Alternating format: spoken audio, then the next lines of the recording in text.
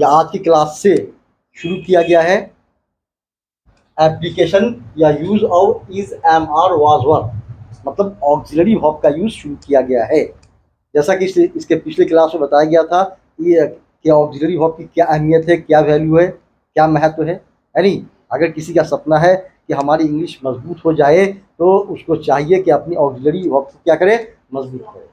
ठीक है, क्योंकि ऑक्सिलरी वर्ब के यूज में ही बताया जाएगा कि किस तरह की बातें कैसे इंग्लिश में की जाती हैं। ठीक है, किसी को अगर हुक्म देना है तो कैसे देंगे, किसी को सलाह देना है तो कैसे देंगे, है ना। किसी को क्या है कोई बात बतानी है, ठीक है, कैसे बताएंगे।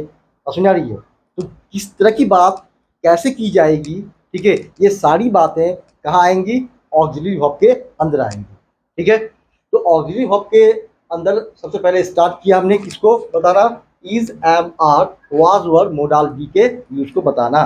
ठीक है, इनके लगभग 11 यूजेस हैं, मतलब 11 किस्म की बातें is am are was were modal be से की जाती हैं। कितने किस्म की बातें की जाती हैं, 11 किस्म की बातें की जाती हैं इज एम आर वाज और मोडाल बी से। ठीक है, यहाँ पे मोडाल बी का मतलब क्या हुआ, मोडाल इंग्लिश में 10 हैं। कौन कौन से हैं, तो can, could, may, might, shall, should, will, would, must और टू। इनको इंग्लिश ग्रामर में क्या कहते हैं, मोडाल्स कहते हैं। ठीक है, तो मोडाल बी का मतलब हुआ कि कैन बी या could be, may be, might be, shall be, should be, will be, would be, must be और टू बी। ठीक है, तो जहां भी मोडाल बी हो वहां पर यह समझना है कि इनमें से कोई एक प्लस बी। ठीक है, अब शुरू करते हैं is am are was were के यूज को बताना। ठीक है, इनमें सबसे पहले जो यूज बताया जा रहा है वो इज और आर का यूज बताया जा रहा है। किसका, इज और आर। ठीक है, इसमें एम नहीं है, इसमें वाज नहीं है, इसमें वर नहीं है, सिर्फ क्या है, इज और आर। ठीक है, इज और आर का यूज किस लिए किया जाता है, किस तरह की बातों को बताने में किया जाता है, ठीक है, या किस तरह की बातें करने में किया जाता है। यहाँ साफ तौर पर लिख दिया गया है टू गिव इंस्ट्रक्शन और सिंपल ऑर्डर, मतलब निर्देश या साधारण हुक्म देने में। ठीक है, इंस्ट्रक्शन का मतलब हुआ निर्देश और सिंपल ऑर्डर का मतलब हुआ साधारण हुक्म। ठीक है, तो अपनी लाइफ में किसी को निर्देश या साधारण हुक्म देना है तो किसका यूज करेंगे, इज या आर का यूज करेंगे। बात समझ आई। ठीक है, अब यहाँ पर आप लोग को समझने के लिए यहाँ पर मैंने क्या किया है, जितने सारे ऑक्सिलरी वर्ब के यूज हैं उनको हमने ग्रुप में बांट दिया है। किसमें बांट दिया है, ग्रुप में। ठीक है, ताकि बच्चों को आसानी से इनका यूज समझ में आ जाए। बात समझ आई। ठीक है, तो हमने जो इज आर का जो यूज है इस ग्रुप का नाम क्या डाला है, ना है ग्रुप। कौन सा ग्रुप है ये, ना है ग्रुप। ठीक है, इसका मतलब क्या हुआ, इसका मतलब ये हुआ कि हिंदी के वो सारे सेंटेंसेस जिनके एंड में ना है आ जाए, नी है आ जाए या ने है आ जाए, इसलिए इसका नाम है ग्रुप। ना है, नी है, ने है, क्या क्या आ जाए, क्या क्या आ जाए, ना है, ना है, ठीक है, नी है और ने है। ठीक है, ये आ जाए, जिस हिंदी सेंटेंस के एंड में क्या आ जाए, ना है, नी है, ने है आ जाए। ठीक है, और वो इंस्ट्रक्शन हो, और क्या हो, ये भी याद रखना है कि वो इंस्ट्रक्शन हो या सिंपल ऑर्डर हो। बात सुन आ रही है। जैसे मुझे बैठना है, उसमें भी ना है आ रहा है, लेकिन वो क्या है, इंस्ट्रक्शन नहीं है, वो सिंपल ऑर्डर नहीं है। मुझे बैठना है, एक ऑर्डर हुआ, ऑर्डर नहीं ना है। हम लोग को जाना है, कोई ऑर्डर है, लेकिन उसमें भी ना है आ रहा। तो इस बात का ख्याल रखना है कि लास्ट में क्या आना चाहिए, ना है, नी है, ने है आना चाहिए, और वो अपने आप में क्या होना चाहिए, सिंपल ऑर्डर या इंस्ट्रक्शन। बात समझ आई। ठीक है, तो यहाँ अब इसका स्ट्रक्चर, इसका फॉर्मूला क्या होगा, इसका फॉर्मूला होगा कि सबसे पहले सब्जेक्ट यानी जिसको ऑर्डर देना है, जिसको क्या करना है, ऑर्डर देना है, वो आएगा सबसे पहले। उसके बाद क्या आएगा, अगर ये सिंगुलर है तो इज आएगा, अगर ये प्लूरल है तो आर आएगा। ठीक है, और उसके बाद क्या आएगा, टू, और फिर क्या है, V1, टू प्लस V1, क्या आएगा, टू प्लस V1। ठीक है, जिसको इन्फिनिटिव कहते हैं। और उसके बाद क्या है, ऑब्जेक्ट, और फिर क्या है, कंप्लीमेंट ही आएगा। बात समझ आई, बात समझ आई, समझ में आ गया। ठीक है। जिसको ऑर्डर देना है सबसे पहले वो आएगा, अगर वो सिंगुलर है तो इज, अगर वो प्लूरल है तो आर, उसके बाद टू आएगा प्लस V1 आएगा। V1 किसको कहते हैं? तो दुनिया में जितने भी काम है उनकी इंग्लिश वर्ड को क्या बोलते हैं? V1 कहते हैं। जैसे जाना काम है तो गो V1, खाना काम है तो ईट V1, सोना काम है तो स्लीप V1, ठीक है, बैठना काम है सिट V1, साफ करना काम है तो क्लीन या वॉश V1।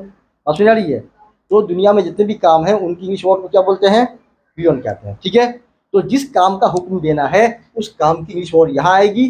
फिर अगर ऑब्जेक्ट है, जिस चीज पर काम करना है, ठीक है, तो वो यहाँ आएगा। और काम कब करना है, कैसे करना है, कहाँ करना है, क्यों करना है, वो क्या है? लास्ट में आएगा। इसको कंप्लीमेंट कहते हैं। अश्वाई, ठीक है। तो स्टार्ट करें।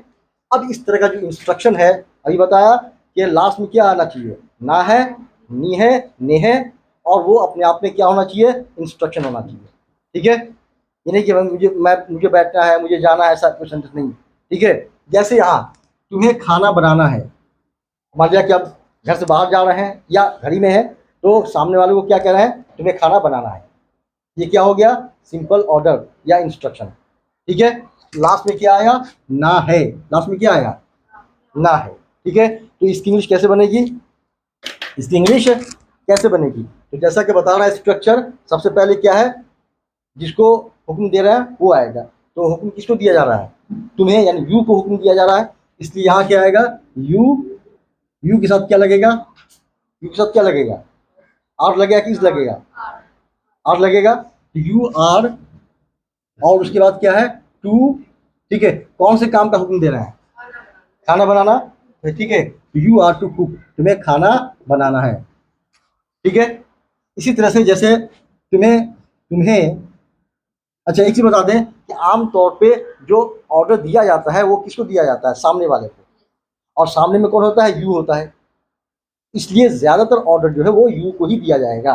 कभी कभी क्या है, रेयर केस में सेकंड पर्सन के जरिए थर्ड पर्सन को सिंपल ऑर्डर दिया जाता है, ठीक है। जैसे मान लिया सामने जो बैठा है उसको हम कह रहे हैं कि मुन्ना को आज यहाँ आना है, मुन्ना को आज यहाँ आना है, वहाँ पे थर्ड पर्सन सिंगुलर नंबर हो गया, तो वहाँ पे इज आ जाएगा, ठीक है। तो यहाँ क्या है? जैसे तुम्हें कपड़ा धोना है, तुम्हें कपड़ा धोना है। लास्ट में क्या आया? लास्ट में क्या आया? ना है। ये ऑर्डर है कि नहीं? ऑर्डर सिंपल ऑर्डर है, इंस्ट्रक्शन है। तो इसकी इंग्लिश क्या हो जाएगी? क्या हो जाएगी? लिखो, क्या हो जाएगी? You are to wash the cloth, तुम्हें कपड़ा धोना है, ठीक है।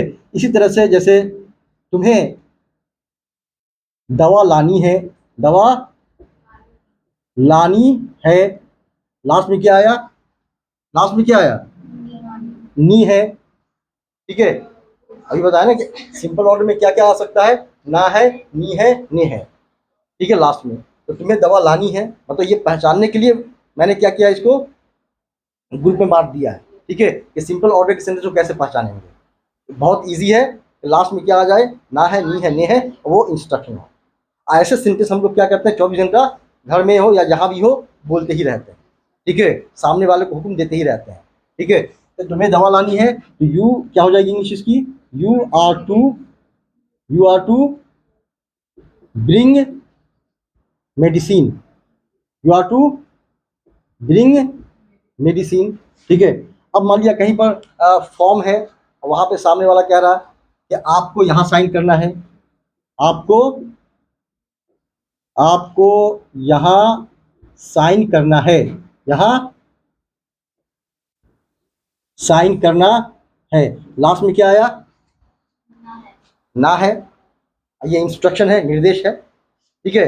जैसे आपको यहाँ साइन करना है या आपको इस बॉक्स में साइन करना है, आपको इस पेपर पे साइन करना है, ये क्या है? निर्देश है ना। तब इसकी इंग्लिश क्या हो जाएगी? लिखो जल्दी, क्या होगा? You are to sign here, you are to sign here, आपको यहाँ साइन करना है। इसी तरह से जैसे तुम्हें आज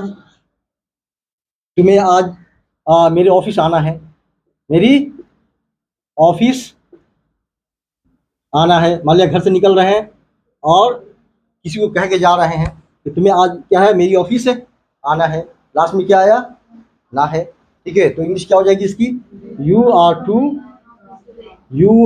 to come to my office today, ठीक है, तुम्हें आज मेरी ऑफिस है, आना है, ठीक है। इसी तरह से क्या है, जैसे तुम्हें वहां बैठना है, मान लिया क्लास में कोई बच्चा आया, ठीक है, उसको क्या है, टीचर ने सिंपल ऑर्डर दिया कि तुम्हें वहां बैठना है, ठीक है, तो तुम्हें वहां बैठना है, तुम्हें वहां बैठना है, ठीक है।